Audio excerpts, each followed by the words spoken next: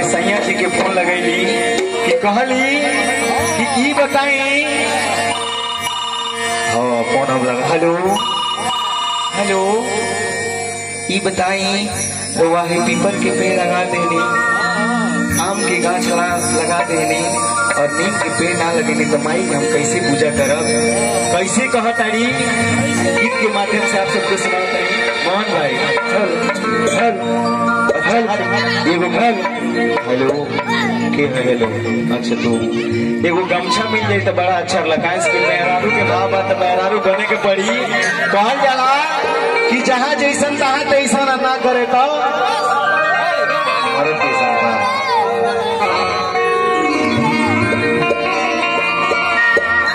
कौन सेंट मतलब है कि बड़ा बदबू 20 रुपये वाला गाय। ओहो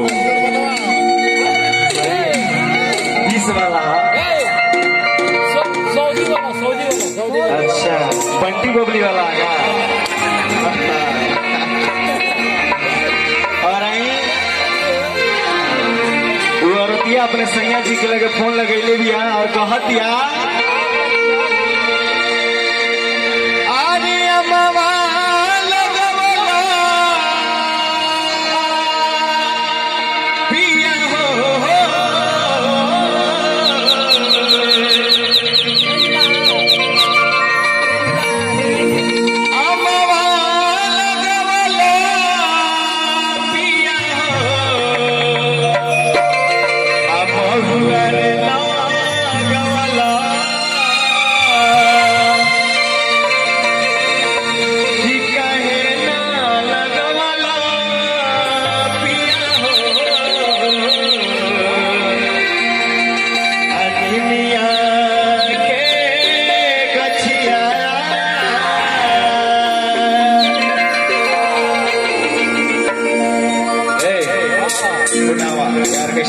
बोले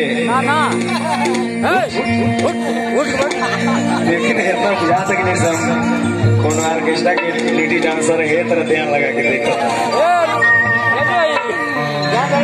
और एगो कोनो लड़का बा कहे तो जाने मंच पे आ सकेला तो गाना में कोनो लड़का वाला तो शेर है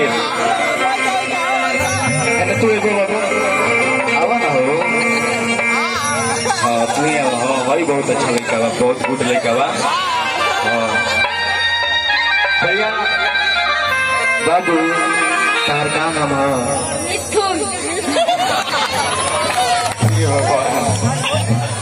देखिए मार के मुंह मत छोड़िए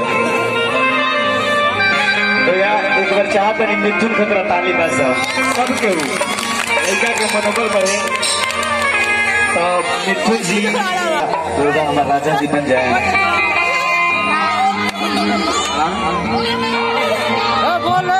मिथुन जी बोले खर्चा हमारा चला लेता। ये बताओ मिथुन चक्रवर्ती तू पढ़ेला स्कूल में स्कूल के पिछुआ रे कौन में पढ़ेला? 4 में। स्कूल में सर जी बारह लोग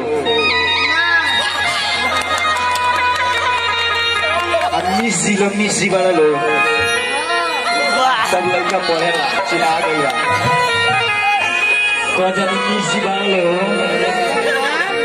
मिस जी बारह लोग लड़का एकदम पक्का पढ़े वाला सर जी नहीं करो लेकिन मिस जी के गिरले लगे 3 जन मिस जी बारह लोग। तो हमारी साथी माई के पूजा करे चल माई से कौन आखड़ा चले लगा मुकदमा करेला मुकदमा चलेला माई से चल तारा डांस करके आवेला।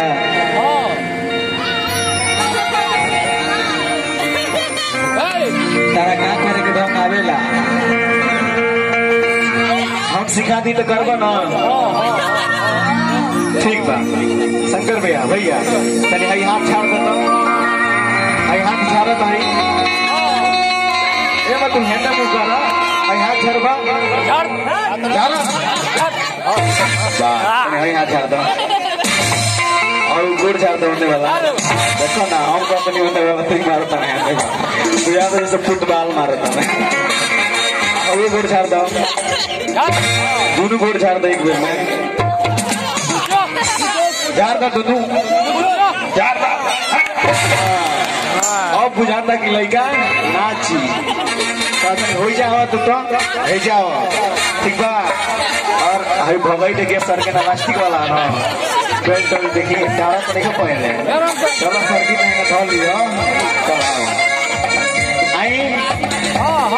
और क्या कैसे कहतिया अरे अम्मा लगवला पिया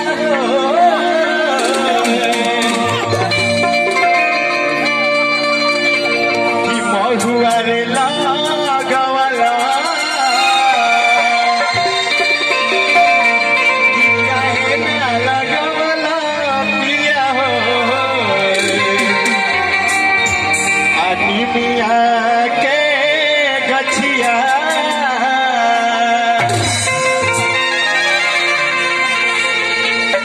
सावधान में खड़ा नहीं होगी एक बार झूमे के बाद भाई आई था अम्मा वाला गवाला किया हो, अम्मा वाला गवाला किया हो, अम्मा वाला गवाला किया हो, गवाला किया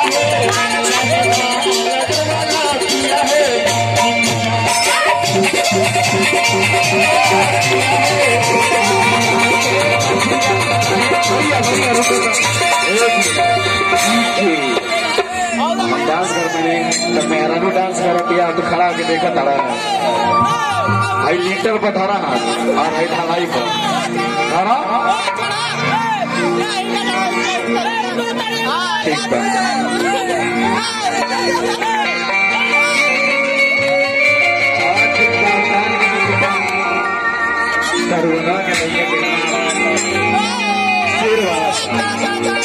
गाँव में कौन लड़का शेर दिखे ये मतलब ना शेर चाहिए ना दहाड़े वाला लड़का चाहिए ठीक बा। हम भतारे चेंज करत रहते हैं इसलिए गाना बुलावत बुझार के हो जैसे आवा अरे अम्मा वाला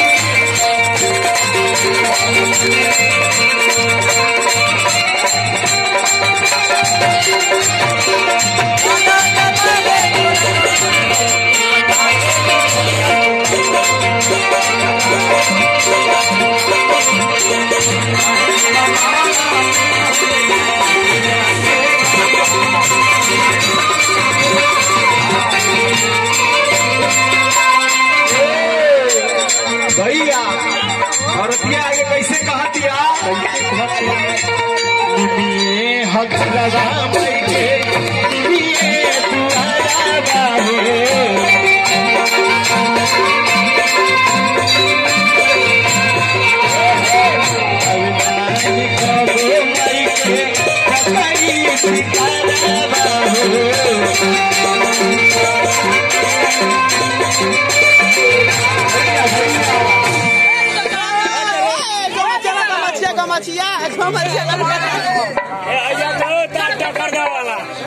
भागा मार हम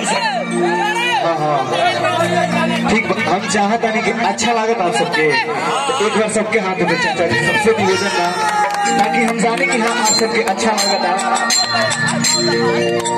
हम चाह भी है प्रोग्राम करो ठीक है हाँ ठीक है भैया भैया हम दौड़ में घूम रहे तुम्हारे कम से कम टहले तो नजर बनाया जाए।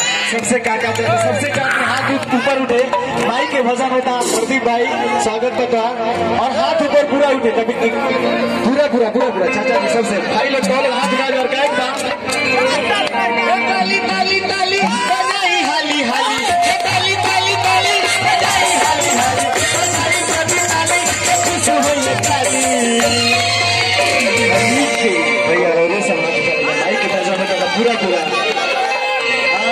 कि दोनों हथवा ऊपर करी के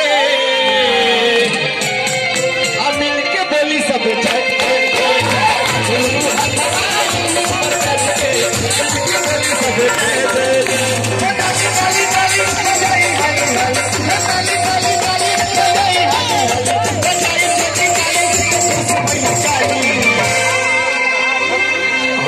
जैसे मंच पर हाथ नीचे होकर पूरा पूरा हाथ उठाई और मैं को झूम के कि दोनों हाथ ऊपर करी के हम मिलके बोली सब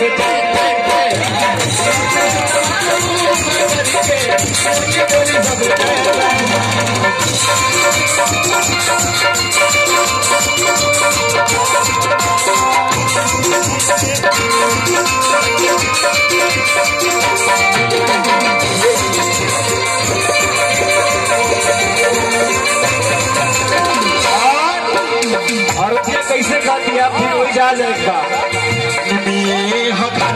भाई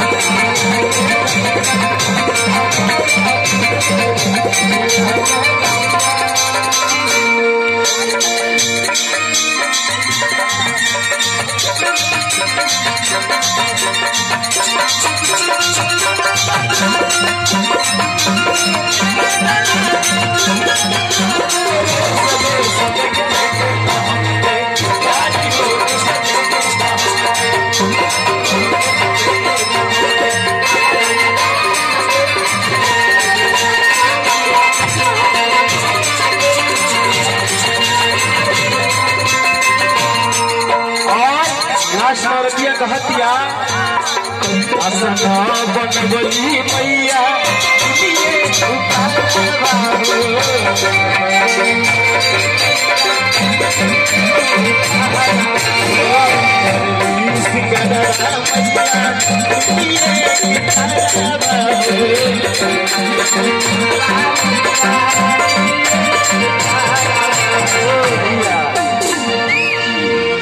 गाना के लास्ट अंतरा चलता एक बार और सबके हाथ उठे और ताली बजाए। कहना है जिंदगी में कभी खुशी तो कभी गम होते हैं, जिंदगी में कभी खुशी तो कभी गम होते हैं और तालियां वही बजाते हैं जिनके बाजुओं में गम होते हैं। वाह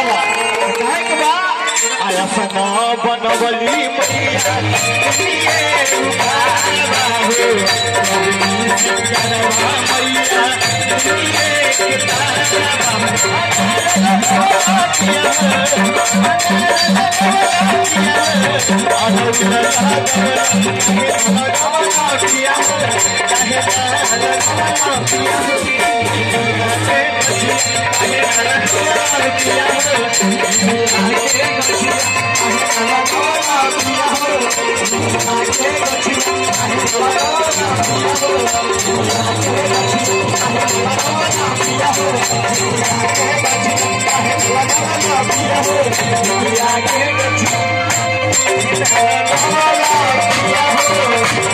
Yeah.